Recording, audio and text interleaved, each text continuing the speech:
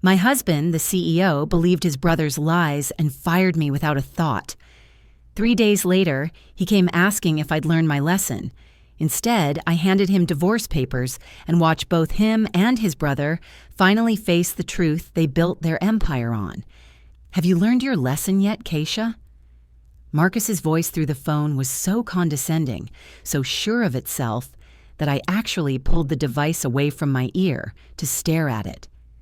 3 days. It had been 3 days since my husband, the CEO of the company I'd helped build, had security escort me from the building like a criminal, and now he was calling to ask if I'd learned my lesson. Before we continue, if you've ever been betrayed by someone you trusted completely, please consider subscribing. It's free and helps us reach more people who need to know they're not alone. I looked down at the divorce papers spread across our kitchen counter, then at my laptop screen showing 2 million in fraudulent transactions. His brother Darnell had been hiding and smiled. Actually, Marcus, I have. Why don't you come home early? We should talk. The line went quiet for a moment.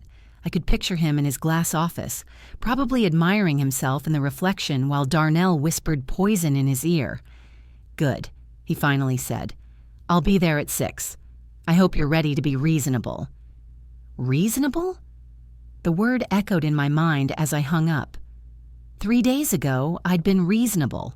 3 days ago, I'd walked into that conference room expecting a normal meeting, maybe a discussion about quarterly projections or the Morrison Group contract we were pursuing. Instead, I'd found my husband and his brother waiting like executioners. But I should have seen it coming. For the past month, things had been shifting in ways I'd chosen to ignore. Marcus had stopped including me in investor calls, claiming I needed to focus on the books while he handled the vision. Board meetings suddenly became strategic sessions that didn't require the CFO's input. And Darnell, Darnell, had been everywhere, despite joining only 6 months ago with zero tech experience beyond posting motivational quotes on LinkedIn.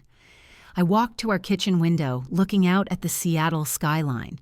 From our downtown apartment on the 15th floor, I could see the Whitmore Technologies building 6 blocks away. 4 years ago, Marcus and I had signed the lease for our first tiny office on the 2nd floor of that building. We'd worked 18-hour days eating takeout on the floor because we couldn't afford furniture yet. I'd handled every invoice, every payment, every financial projection, while Marcus coded through the night, building the platform that would eventually secure us $12 million in funding. Our wedding photo sat on the counter, taken just 5 years ago. We looked so young, so certain that love and business could coexist. Marcus's hand on my waist, my head tilted toward his shoulder, both of us grinning at something off camera, probably my sister making inappropriate jokes to get us to relax. We'd written our vows the night before on cocktail napkins at the hotel bar, too overwhelmed to do it earlier. His had promised to always trust my judgment. Mine had promised to always have his back. Duke, our golden retriever, patted over and rested his head on my knee. He'd been doing that a lot the past 3 days, sensing something was wrong. Docs always know. I'd adopted him 2 years ago when Marcus had started working those 100-hour weeks, claiming I needed company. Really, I think I'd already sensed the loneliness creeping in. The apartment itself told the story of our rise, the exposed brick wall where we'd mapped out our business plan in dry erase marker, refusing to erase it, even after we could afford proper whiteboards. The Italian leather couch Marcus had insisted on buying with our first profit check. The kitchen island where we'd celebrated every milestone series of funding with champagne. Our first major client with expensive whiskey. Our biggest contract with Chinese food from the place that had been our regular spot during the lean times. My phone buzzed. A text from my mother. Still expecting you for dinner Sunday. Marcus coming this time. This would be the 4th Sunday he'd missed. The 3rd time I'd made excuses. Mom always made her famous pot roast.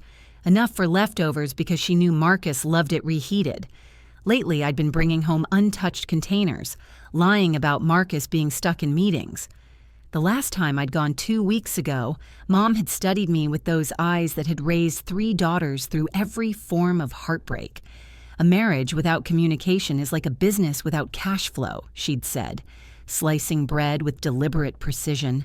Both are doomed to fail. I'd laughed it off, but she wasn't wrong. The communication breakdown had been gradual, then sudden. First, Marcus stopped asking my opinion on hires. Then, he started having quick syncs with Darnell that lasted hours. Finally, last week, when I discovered those suspicious consulting fees, $15,000 per month to companies I'd never heard of, he'd brushed me off entirely. Darnell's handling vendor relationships now, he'd said, not even looking up from his phone. Focus on your assigned duties. Assigned duties like I was an employee, not his wife. Not the woman who'd invested her entire savings into this company. Not the CFO who'd kept us afloat when we had $3 in the business account and payroll due. I opened my laptop again, staring at the evidence Jerome Patterson, my old accounting professor, had helped me compile. 18 months of systematic theft, shell companies with generic names, Meridian Solutions, Apex Consulting, Innovative Partners, all traced back to accounts controlled by Darnell. $2 million siphoned out while Darnell convinced Marcus that I was the threat. The irony was beautiful in its cruelty. They'd accused me of financial misconduct over 3 legitimate expense reports. Meanwhile, Darnell had been stealing enough to buy a house in Seattle's current market. And Marcus had believed him without question, without investigation, without even giving me a chance to defend myself. The security footage Tanisha's investigator had found was the cherry on top. Darnell entering my office at 10 p.m., accessing my computer, spending 45 minutes doing God knows what. The timestamp was 2 days before my performance review. 2 days before the ambush, I looked at the clock. 4:30 p.m., 90 minutes until Marcus arrived, expecting tears and apologies. Instead, he'd find divorce papers and evidence of his brother's betrayal. The lesson I'd learned wasn't the one he expected. Duke wed softly, and I scratched behind his ears. "It's okay, boy," I whispered. "After tonight, everything changes." The doorbell rang at 5:45 p.m., 15 minutes early. Of course, Marcus would arrive early to his own reckoning, still operating on SEO time, even for this. I smoothed my dress, the navy one he'd bought me for our 3rd anniversary, and walked to the door with Duke trailing behind me, his tail low, sensing the tension. Marcus stood there in his Tom Ford suit, the charcoal one that cost more than most people's monthly rent. His face wore that particular expression of satisfied authority, the one he used after closing major deals. He genuinely believed he was coming here to accept my apology. "Keisha," he said, stepping inside without waiting for an invitation. The apartment was still half his after all, at least for now. Marcus. He walked straight to the living room, glancing at the coffee table where I'd strategically placed nothing but a vase of fresh flowers. The divorce papers were tucked safely in the kitchen drawer. The laptop with Darnell's fraud evidence was closed, innocuous on the counter. "Not yet. Let him think he's winning first. I'm glad you've had time to think," he said, settling into his favorite leather chair, the one he'd insisted on buying even though it clashed with everything else. "These past 3 days must have been difficult." Difficult? I almost laughed. 3 days ago, you had me escorted out by security like a thief. You fired me without even asking for my side. Your brother accused me of embezzlement and you just nodded along. So yes, Marcus, it's been difficult. His jaw tightened. That was necessary. The evidence was compelling. What evidence? 3 expense reports that were completely legitimate. Business class flights to meet with investors. Meals with potential clients. A hotel stay in San Francisco for the Morgan pitch. Everything was documented, approved, within budget. Levi showed me patterns. $15,000 in questionable expenses over 6 months. Questionable? To who? I'm the CFO. I designed our expense reporting system. Those reports went through 3 layers of approval, including yours. You signed off on them. He looked genuinely confused, as if he'd forgotten his own authorization. That was before I knew the full scope, before Darnell explained how you'd been manipulating the books. I stood up, walked to the window. The city lights were starting to flicker on. Seattle transforming into its evening self. Marcus, do you remember when we started the company? When we had nothing but an idea and desperation? I remember you trusted me. I walked away from a 6-figure job at Deloitte to help you build this. I invested every penny I had. I worked 100-hour weeks for 3 years straight, handling accounts receivable, payable, payroll, taxes, audits, everything financial, while you built the product. And I was grateful. That's not what this is about. Then what is it about? Because from where I'm standing, your brother joined 6 months ago with 0 qualifications, started whispering in your ear, and suddenly I'm the enemy. Darnell has fresh perspective. He sees things we're too close to see. Fresh perspective? Keisha, he has an MBA from Stanford. He worked at Goldman Sachs. He knows business. He has an MBA from a diploma mill online university. The investigator I hired fact-checked everything, and he worked at Goldman Sachs for 8 months as a junior analyst before they let him go. I pulled up my laptop, opened the folder I'd prepared. Here's his resume, the one he gave you, and here's what a $500 background check revealed. Marcus reluctantly came closer, his confidence starting to crack around the edges. These can be faked. They're from official sources, universities, employers, credit bureaus. Your brother lied about almost everything, and you believed him without question because he's family. But when I tell you something, when I show you documentation, suddenly I need patterns and evidence and third-party verification. He sat back down heavily. This doesn't prove anything about the expense reports. You're right. So, let's talk about those. I pulled up another file. Here are my 3 disputed expense reports, and here are 47 expense reports from the past 18 months that went through our system. Want to guess who submitted them? Darnell looked uncomfortable. Those were legitimate business expenses. Every single one is $200 below the threshold that requires board approval. Isn't that convenient? You built in that threshold specifically so small expenses didn't need oversight, because you trusted me to monitor them. But look at the pattern. Every month, like clockwork. Hotels in Las Vegas, flights to Miami, consulting dinners that lasted until 2 a.m. according to the bills. He hasn't brought in a single client. He hasn't closed a single deal. So what exactly is he consulting on? This is his style. He networks. I pushed the laptop toward him.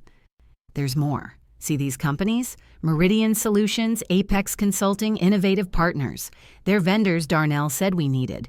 $15,000 each per month in consulting fees.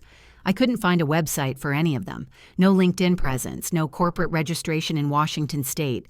Nothing. You're the CFO. If there was something wrong, you should have caught it sooner. I did catch it. A week ago, when I tried to tell you, you told me to focus on my assigned duties. Marcus's face had gone pale. He scrolled through the files, his expression shifting from defensive to confused to something darker. Where do these companies send invoices from? P.O. boxes. Different states. But the payment authorization always comes from Darnell's email. And guess what? When I trace the bank accounts listed on the invoices, they all link back to shell corporations. And guess who's listed as an officer on those corporations? I pulled up the final document. Certificate of Incorporation, Meridian Solutions, LLC, filed in Delaware 18 months ago. Officer Darnell Washington. Marcus stared at the screen for a long moment. This can't be right. There's more. The security footage from our office. The guard has a copy. I had my investigator pull it. Darnell entered my office at 10 p.m., 2 days before my performance review. He was there for 45 minutes. I wasn't there that night. You weren't there because you had a dinner meeting with the Morrison Group. I had a migraine and went home early, but Darnell used his key card. He accessed my computer. I always log out, always. But that night, someone logged in as me and modified 3 expense reports, changed the amounts, altered descriptions, made them look questionable. The timestamps don't lie. Marcus's hands were shaking now. Why didn't you tell me this before the meeting? I tried. 3 times. You said you were busy. You said Darnell was handling it. You said you'd look into it later. By the time later came, I was being escorted out by security. He stood up, started pacing. I need to talk to Darnell. Get his side. Of course you do. Because his side is what you've been listening to all along. I'm going to call him right now. You do that. While you're at it, ask him about the $2 million. Marcus froze. What? The shell companies, the fake vendors. It adds up to about $2 million over 18 months. That's embezzlement. That's federal prison time. My brother wouldn't. Your brother did. And you helped him do it by firing the one person who could have stopped him sooner. Me. I walked to the kitchen, pulled out the divorce papers, and set them on the coffee table. My lawyer filed these this morning. We're done, Marcus. No. Keisha, wait. We can fix this. You chose him. You chose to believe I would steal from our company, from us, rather than consider that your brother was lying. That's not something you fix. It's something you live with. But I love you. You love the idea of me. The supportive wife who handled the boring financial stuff while you built your empire. But the moment I became inconvenient, the moment I challenged your brother, you threw me away. That's not love. That's convenience. What do you want? I want you to sign these papers. I want you to investigate your brother properly. I want you to understand that trust isn't automatic. It's earned. And you destroyed mine. He picked up the divorce papers, hands still shaking. Keisha, please. I made a mistake. You made a choice. There's a difference. I'm keeping Duke, by the way. He's in my name. And I've already moved my personal belongings to my sister's place. He finally seemed to understand this wasn't negotiable. What happens now? Now? You call your lawyer. You probably call the police, though that's up to you, and you figure out how to explain to your board of directors that your CFO didn't embezzle funds. Your COO did. Darnell's COO? You promoted him last month, remember? A surprise announcement at the board meeting I wasn't invited to, which means he has signature authority on major contracts, including the Morrison Group deal you've been chasing. Marcus grabbed his phone, dialed. Darnell didn't answer. He tried again. Voicemail, third attempt. Nothing. Maybe you should try his hotel in Miami. I hear the consulting there is excellent this time of year. How did you? I'm the CFO, Marcus. I know every transaction, every receipt, every lie. He sank onto the couch, the divorce papers still in his hand. I destroyed everything, didn't I? You chose to believe a lie because it was easier than facing an uncomfortable truth. That's on you. What will you do? I'm starting my own firm, financial forensics and corporate restructuring. Turns out surviving embezzlement and corporate betrayal makes for excellent credentials. Several of our former clients have already reached out. Marcus looked up, something like pride flickering through the devastation. You're going to be amazing. I already am. You just stopped noticing? I picked up my purse, called Duke, who came trotting over with his tail wagging. He always did love walks. The door was halfway open when Marcus spoke again. Keisha. I turned back. I really did love you. You know that, right? I know you thought you did. But love is a verb, Marcus. It's action. It's trust. It's choosing your partner, even when it's hard, especially when it's hard. You chose wrong. I walked out of our apartment for the last time, Duke beside me, and didn't look back. 2 weeks later, Darnell was arrested trying to board a flight to the Cayman Islands with $450,000 in cash and a fake passport. Apparently, once I'd exposed the first $2 million, he'd panicked and embezzled another $500,000, hoping to disappear before anyone noticed. Marcus called me when it happened. I let it go to voicemail. My lawyer said he'd signed the divorce papers without contest. He'd also given a full statement to the FBI, cooperating in exchange for immunity. His company was under federal investigation, but he'd been cleared of knowledge regarding the embezzlement. Small comfort when his reputation was destroyed. The tech blogs had a field day. CEO's brother runs. $2.5 million embezzlement scheme. Wife solves crime after being fired. The irony wasn't lost on anyone. Marcus Washington's company had built its reputation on security software. Meanwhile, his brother had been stealing from under his nose for 18 months, and his wife had called him a woman Marcus had fired for the very crimes his brother committed. 3 months after that, I sat in my new office, smaller than my old one, but entirely mine. Phoenix Financial Solutions, named for rising from ashes. Original? No. Accurate? Absolutely. My first major client was a tech startup whose CFO had just been fired under suspicious circumstances. Turns out, embezzlement accusations were a popular way to cover up embezzlement. I'd built a reputation quickly, the woman who'd solved her own company's fraud. My story had spread through tech circles and finance networks. Within 6 weeks, I had a dozen clients and waiting lists. Keisha, my assistant, called through the door. "Your 2:00 is here." "Thanks, Aaliyah. Send them in." But before my appointment arrived, my phone buzzed. A text from Marcus. "I saw the article about your company. You're everywhere. Proud of you." I almost deleted it. Almost. Instead, I typed back, "Thanks. How are you?" His response came quickly. "Rebuilding. Slowly. Learned some hard lessons. We all did." Another pause. "Then I miss you." I stared at those 3 words. I miss you. Past tense of missing someone. Present tense of absence. I thought about our wedding day, about the promises we'd made, about the business we'd built together, about trust shattered so completely that even the echoes of it hurt. I know, but missing someone isn't enough. He didn't respond to that. Maybe he finally understood. My 2:00 was a woman named Jasmine Rivers, CEO of a marketing firm in Bellevue. Her COO had been her college roommate, best friend for 15 years. Now her best friend was being accused of financial misconduct, but Jasmine didn't believe it. The accusations came from the new VP of Finance, hired 6 months ago. I listened to her story, heard the echoes of my own experience, and pulled out my contract. Let's find out what's really happening. Because in my experience, when someone makes accusations without evidence, they're usually covering their own tracks.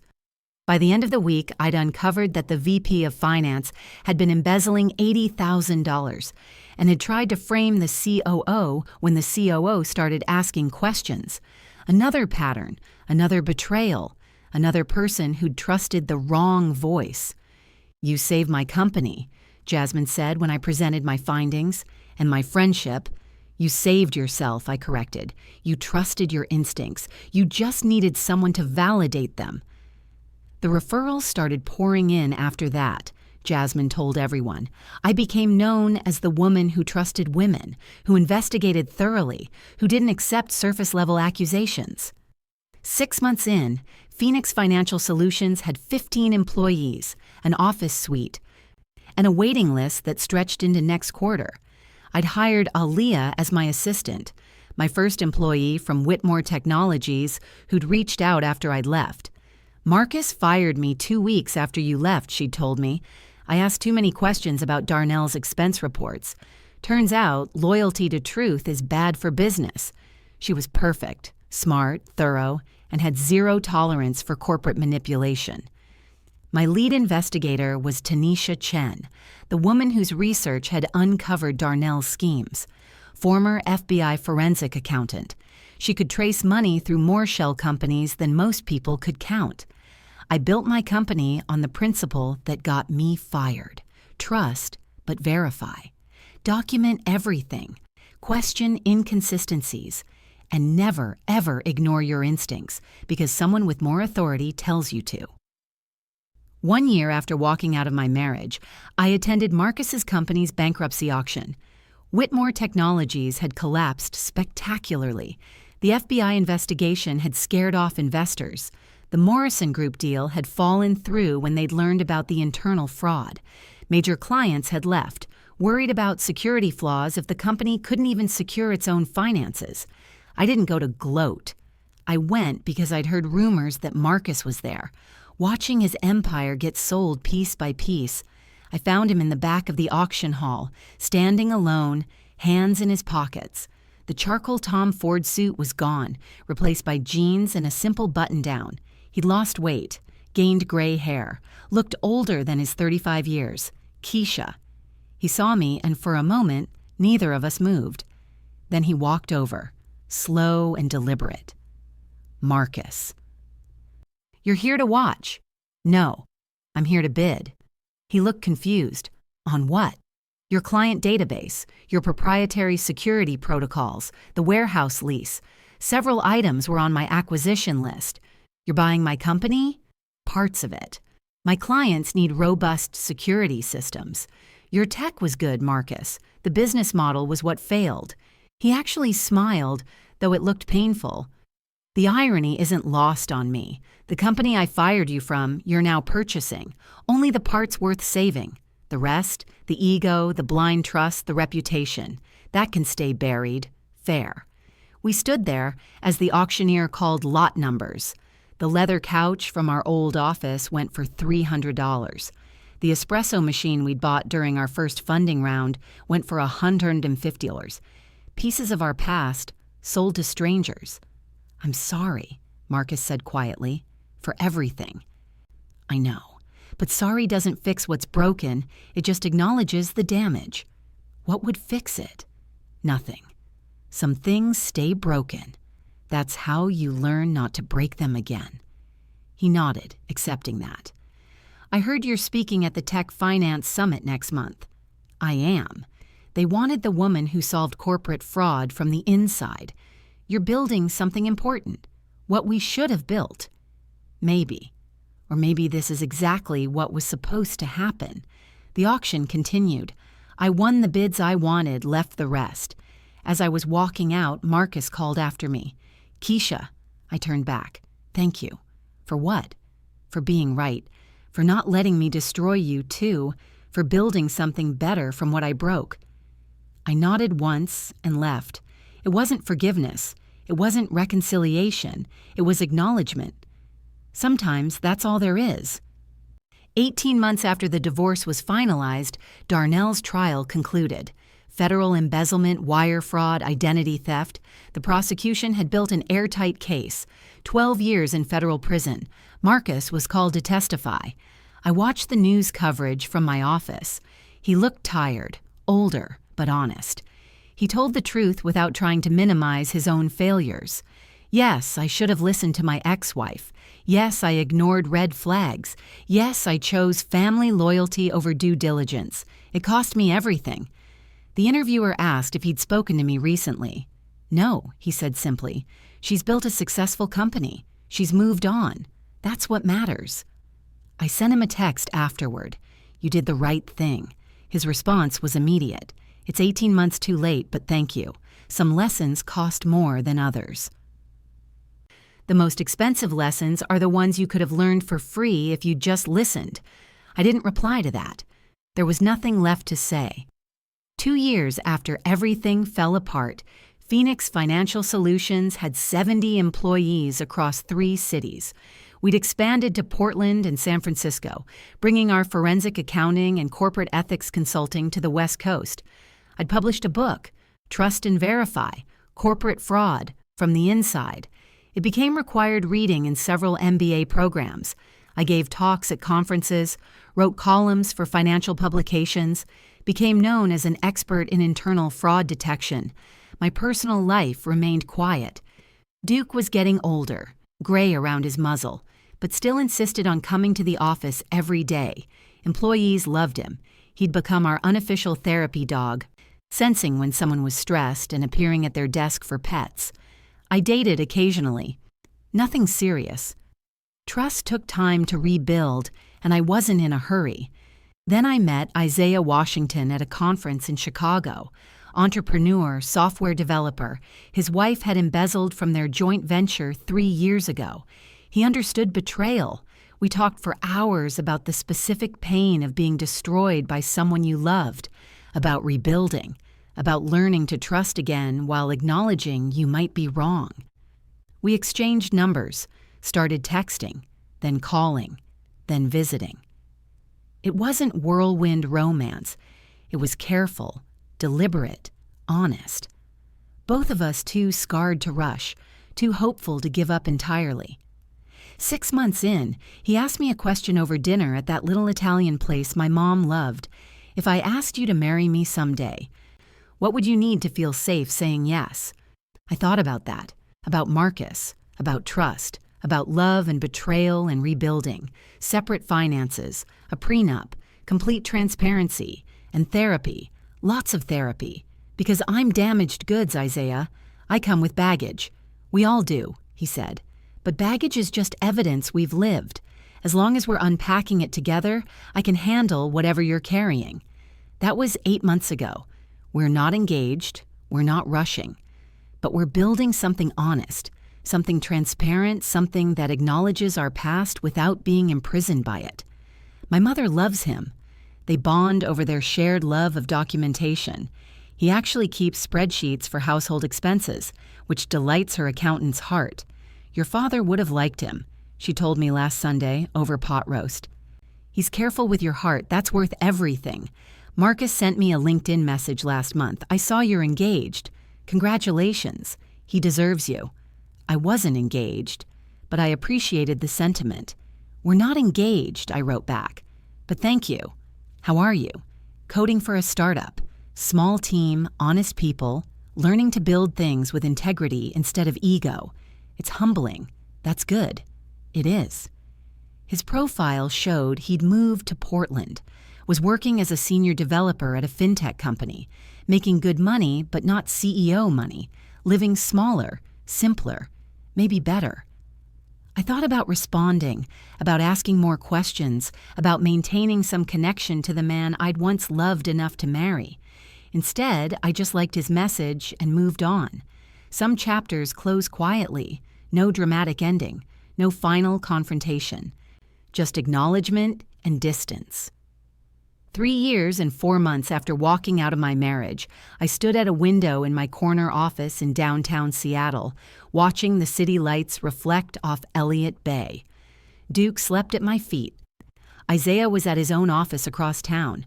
My team was closing out another successful case, preventing a $5 million embezzlement scheme at a biotech company. My phone buzzed. A message from a number I didn't recognize. Is this Keisha Williams? Yes. Who's this? My name is Brittany Carter. I'm a reporter working on a story about corporate whistleblowers and internal fraud. I'd like to interview you about your experience at Whitmore Technologies. I almost said no. That chapter was closed. The past was past. But then I thought about all the people who'd reached out over the years. The CFOs who'd been fired for discovering fraud. The spouses who'd been betrayed by partners they trusted. The employees who'd been scapegoated to cover up executive misconduct. My story wasn't just mine anymore. It was theirs too. Okay, I typed. Let's talk. The interview ran in the Seattle Times business section. They used the photo from my book jacket.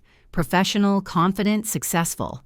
The woman who'd been fired and built an empire from the rubble. The headline. After being fired for fraud, she didn't commit.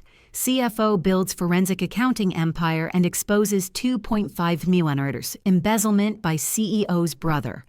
Marcus texted me when it published, "You're still making me look bad."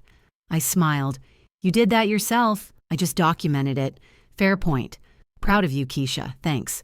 The article brought more clients, more speaking requests, more invitations to consult on corporate ethics boards. But it also brought something unexpected.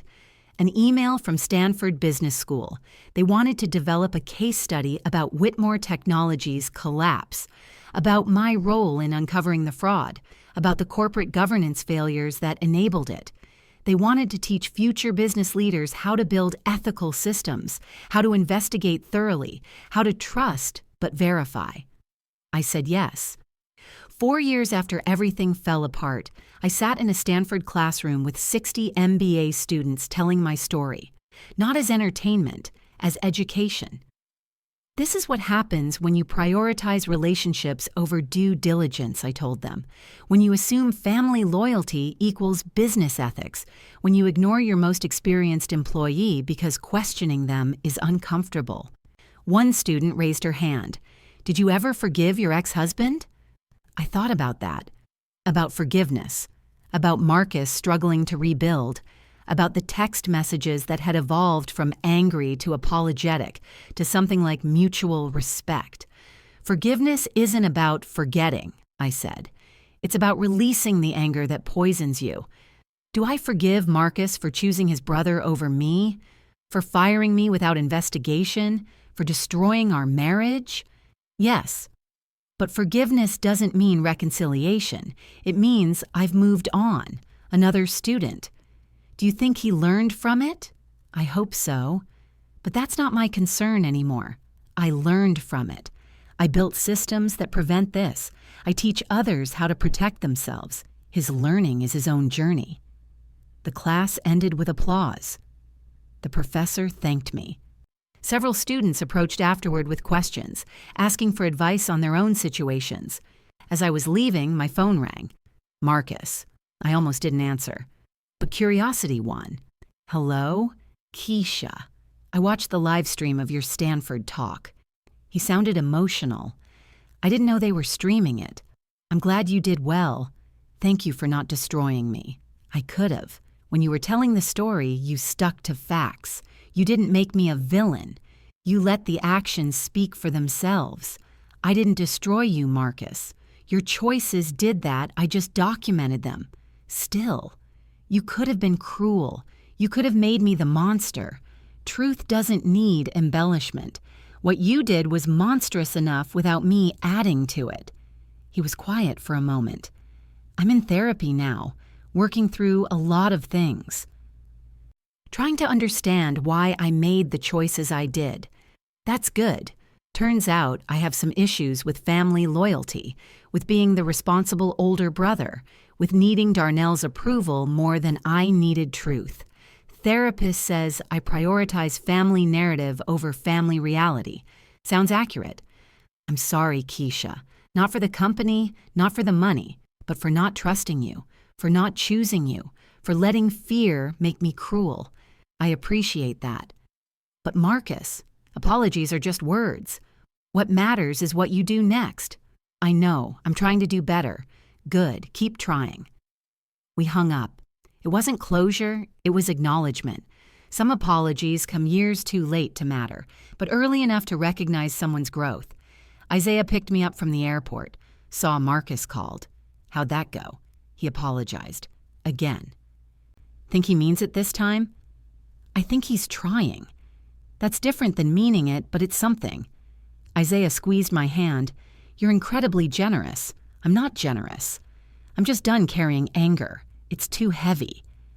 That night, lying in bed with Isaiah beside me, Duke snoring at our feet, I thought about the journey from that confrontation in my apartment to this moment. 4 years. 15 employees to 70. 1 client to hundreds. Fired to featured speaker. Devastated to content. The opposite of love isn't hate, I'd learned. It's indifference. I didn't hate Marcus anymore. I didn't love him either. I just didn't feel much of anything, and that was exactly right. The next week, I received a LinkedIn request from Darnell. I stared at it for a long time. He was in federal prison, but prisoners could access restricted internet. His profile said seeking opportunities in financial services and consulting upon release, 2031. The audacity was breathtaking. I clicked decline and reported the profile. Some people never learn. 6 months later, Phoenix Financial Solutions announced a major partnership with the FBI's white-collar crime division. We'd be consulting on complex embezzlement cases, teaching investigators how to trace money through corporate structures, identifying red flags in financial documents. My first case was a tech CEO who'd embezzled $8 million from his own company, blaming his CFO. The pattern was so familiar, it hurt. But this time, we caught it in 3 weeks. The CFO kept her job. The CEO went to prison. I sent her flowers. Anonymous. Just a card that said, "Keep fighting." Sometimes the truth takes time. She sent a thank you note to Phoenix Financial Solutions, not knowing I'd sent them. "I've been cleared," she wrote, "because of your company's investigation. Thank you for existing." Those notes came regularly now. People whose careers I'd saved, whose reputations I'd restored, whose marriages survived because we'd found the truth. I kept them all in a folder in my desk. On hard days, I read them, reminders that the destruction had purpose, that my pain prevented others' pain, that rebuilding mattered. 5 years after the divorce, I married Isaiah in a small ceremony at that Italian place in Wallingford. My mother cried. My sisters stood beside me. Duke was our ring bearer, solemn and perfect. Marcus sent a gift, a leather-bound journal with a note, for documenting the next chapter. May it be filled with better stories. No signature. No request for reconciliation, just acknowledgement. I used it to start drafting my second book, Rebuilding After Betrayal, a guide to corporate and personal recovery. It would publish next year. But that day, standing next to Isaiah, promising to trust and be trusted, to verify and be verified, to build something honest together, I felt something I hadn't felt in years. Safe, not naive, not blind, but secure in the knowledge that I'd survived the worst and had learned how to protect myself without closing off entirely. That night, Isaiah asked me something over champagne in our hotel room. Do you ever regret it? Going through all that pain? I thought about it, about Marcus, about Darnell, about the company I'd lost and the company I'd built.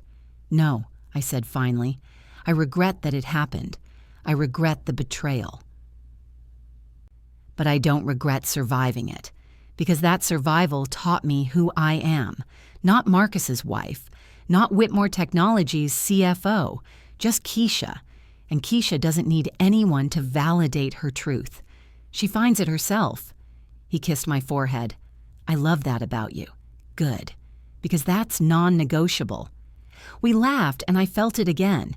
That sense of having survived something that should have destroyed me and instead becoming stronger. Not bitter, not hardened, just clearer about what mattered. The next morning I woke up to emails. 3 new clients, a speaking request from Harvard, a message from a woman in Michigan whose husband was CEO of a startup and whose brother-in-law had just joined as CFO. She'd read my book. She saw the patterns. She was terrified. I sent her my contract and a note. Trust your instincts. Document everything. Don't let anyone make you doubt what you know is true. I'm here when you need me. Because that was my purpose now, not revenge, not vindication. Just preventing the next Keisha from going through what I'd gone through alone. 7 years after Marcus's betrayal, I received an unexpected letter, handwritten. Prison return address, Darnell, Washington. I almost threw it away. But curiosity is a persistent thing. Dear Keisha, the letter began. I know you don't want to hear from me. I don't blame you. But my therapist says I need to make amends to the people I've hurt. You're at the top of that list. I destroyed your marriage. I stole from your company. I tried to frame you for crimes I committed. I did all of it because I was jealous. Jealous of your relationship with Marcus. Jealous of your success. Jealous that you had everything I wanted and I had nothing. That's not an excuse. It's just the truth. I'm 4 years into a 12-year sentence. I've lost everything.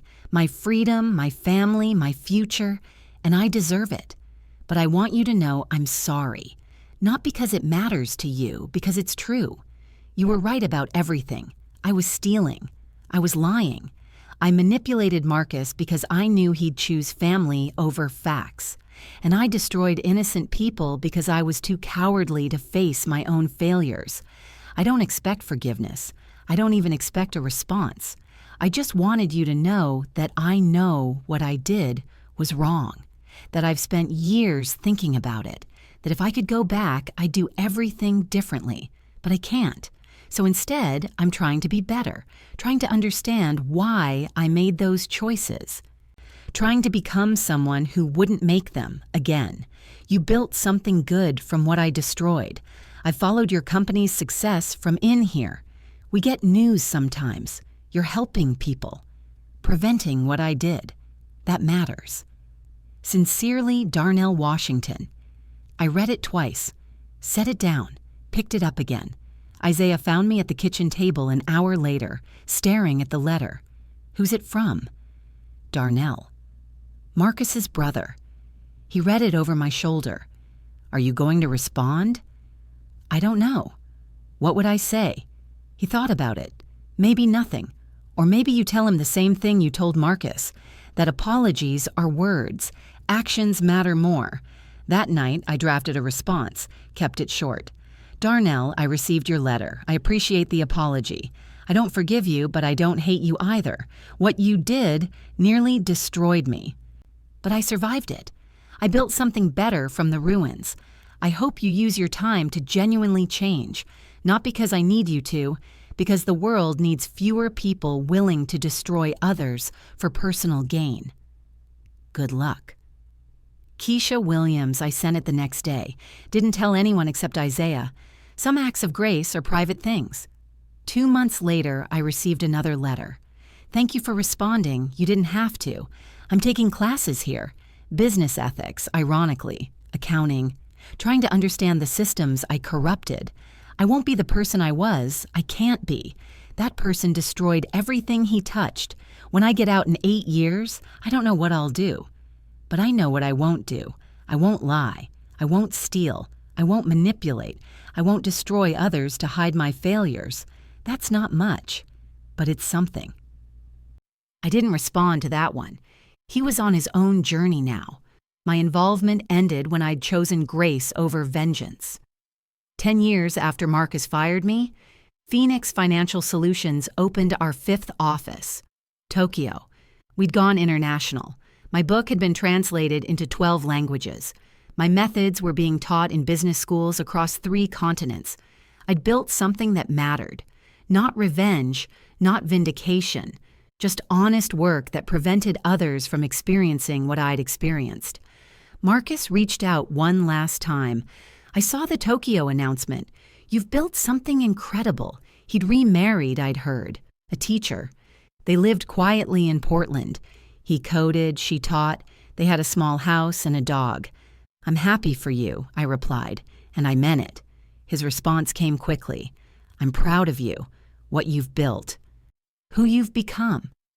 I know I have no right to pride, but I feel it anyway. Thank you for not letting my failures define you. They didn't define me, Marcus. They revealed me. There's a difference. I know. That's what I'm grateful for. We didn't talk after that. There was nothing left to say. He'd made his choices. I'd made mine. Both of us were living with the consequences and the rewards. That's all life is, really. Choices and consequences, failures and growth, betrayal and rebuilding. Some people learn, some don't. Marcus learned. Darnell was learning. I'd already learned, and now I was teaching. That felt like enough. More than enough, actually. It felt like everything. The Stanford professor emailed me 2 weeks ago. Your case study is being adopted by 47 business schools. You're reaching thousands of students, teaching them to build ethical systems, to trust but verify, to never ignore red flags because someone with authority tells them to. I smiled reading it, because that was the goal, not to punish, not to destroy, just to prevent, to teach, to build better systems and better leaders. If this story of betrayal and justice kept you hooked until the end, hit that like button right now. My favorite part was when Keisha revealed the 2 million fraud evidence while Marcus sat there expecting an apology. What was your favorite moment of revenge? Drop it in the comments below. Don't miss more gripping stories like this. Subscribe and hit that notification bell so you never miss an upload.